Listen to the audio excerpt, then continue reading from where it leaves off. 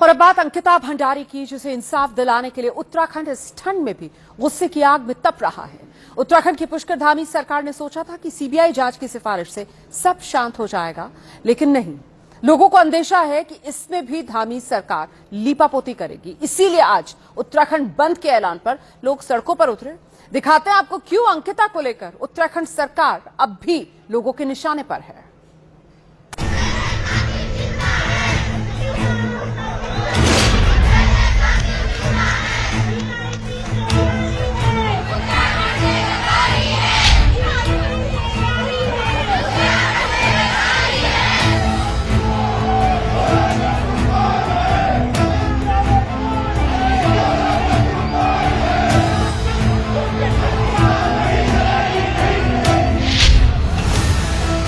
अंकिता भंडारी को इंसाफ दिलाने के लिए बीते कुछ महीनों से विरोध की जो मशाल जली है, आज उसमें उत्तराखंड बंद की नई लौ जलाई गई। शीतकालीन राजधानी देहरादून से लेकर ग्रीष्मकालीन राजधानी गैरसैंण में प्रदर्शनकारियों ने विरोध में बंद बुलाया।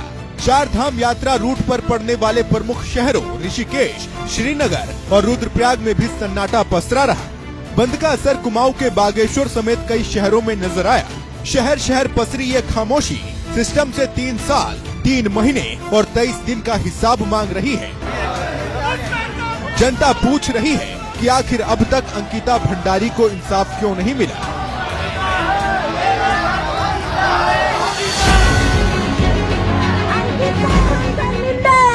लेकिन बीते 1205 दिनों पर आंखें मूंदकर सीएम धामी ने 2 दिन पुरानी सीबीआई सिफारिश पर आज अपनी पीठ थपथपाई। 8 विधायकों ने बुके देकर सीएम का आभार व्यक्त किया। हंसते हुए ऐसे फोटो खिंचवाई मानो अंकिता को इंसाफ दिला ही दिया हो।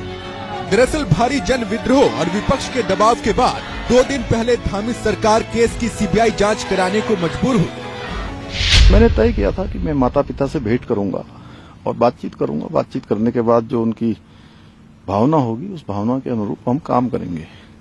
उन्होंने मुझे कहा कि सीबीआई की हम जांच चाहते हैं। हमने उनकी भावनाओं का सम्मान करते हुए सीबीआई जांच की संस्तुति कर दी है।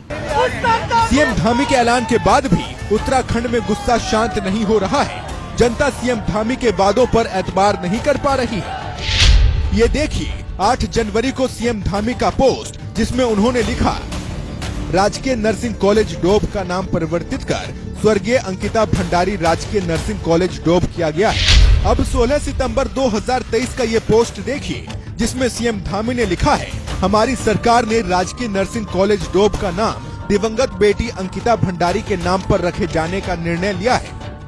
यानी धामी सरकार को कॉलेज का नाम बदलने में ही 2.5 साल का वक्त लग गया, वो भी तब जब अंकिता भंडारी केस ने फिर से धामी सरकार की मुश्किलें बढ़ा दी हैं। जनता के इस दबाव को कांग्रेस भी हवा दे रही है। सुप्रीम कोर्ट के माननीय जज महोदय की देखरेख में सीबीआई द्वारा करना इसलिए आवश्यक है ताकि जो वीआईपी जिसका कद इतना लंबा है कि 3-3.5 साल तक पूरी सरकार उसको बचाने में लगी हुई है, साक्ष्य नष्ट हो जाते हैं, सीसीटीवी कैमरे नष्ट कर दिए जाते हैं, तो ये लोगों को संदेह बना रहेगा।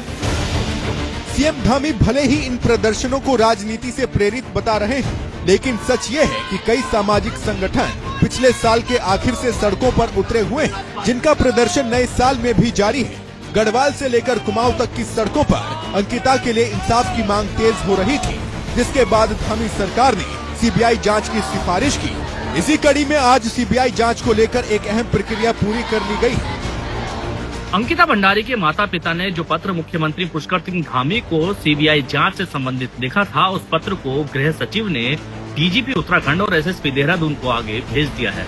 अब इस पत्र को पुलिस ने अपनी विवेचना में शामिल किया है। हाल ही में जो नई एक एफआईआर दर्ज की गई है, उस एफआईआर में इस पत्र को शामिल किया गया है। अब उम्मीद जताई जा रही है सीबीआई के द्वारा जो जांच शुरू की जाएगी, उस जांच में भी इस पत्र को शामिल किया जा सकता है।